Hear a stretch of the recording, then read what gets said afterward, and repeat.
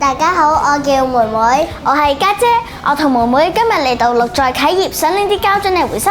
大家睇下，我哋儲落咗好多膠樽，啲膠樽脹卜卜擺滿晒成個籃。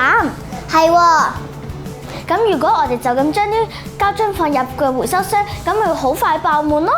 咁點算好呢？咁唔使驚，因為我哋有一個秘密武器，只要我哋識得扭埋一嚿，就可以喺好多位噶啦。